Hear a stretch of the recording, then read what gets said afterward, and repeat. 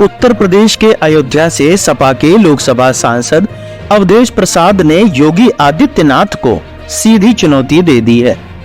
उन्होंने दावा किया है कि मिल्कीपुर में होने वाले विधानसभा चुनाव में उनकी पार्टी की जीत तय है और उसे जीतने से कोई रोक नहीं सकता। इतना ही नहीं, साल 2027 में होने वाले यूपी चुनाव को लेकर भी उन्होंने भाजपा को चुनौती दी और कहा कि भाजपा 2027 में 50 से ज्यादा सीटें नहीं जीत पाएगी। अवधेश प्रसाद ने ऐलान किया कि अगर ऐसा हुआ तो वो राजनीति छोड़ देंगे। आपको बता दें कि उत्तर प्रदेश की 10 विधानसभा सीटों पर उपचुनाव होना है। इसमें अयोध्या की मिल्कीपुर की सीट भी शामिल है।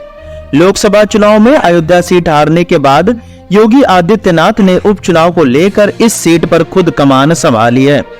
इस पर अवधेश प्रसाद ने कहा, मिल्कीपुर में कोई भी आ जाए, दुनिया की कोई ताकत लगा ले, लेकिन मिल्कीपुर में कुछ भी नहीं कर पाएंगे। हम जानते हैं कि इनके पास पुलिस है, इनके पास सरकार है, उसका ये नंगा नाच करेंगे, खुला प्रदर्शन करेंगे, पूरी तरह इस्तेमाल करेंगे, सरकारी धन और सरकारी मशीनरी का खुल्लम खुल्ला इस्तेमाल करेंगे। लेकिन इतिहास इसका गवाह रहा है कि जब सरकार और जनता में लड़ाई हुई है तो सरकार हारी है और जनता जीती है।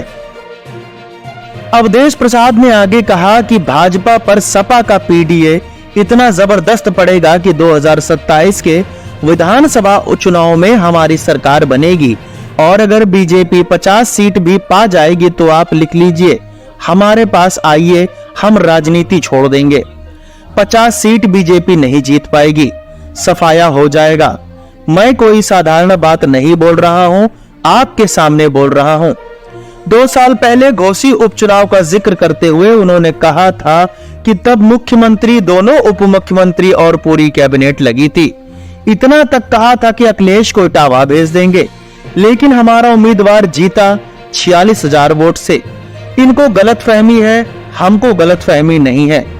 हम लोग जमीन पर काम करने वाले लोग हैं, हम लोग असली संविधान के रक्षक हैं, ये लोग संविधान के भक्षक हैं।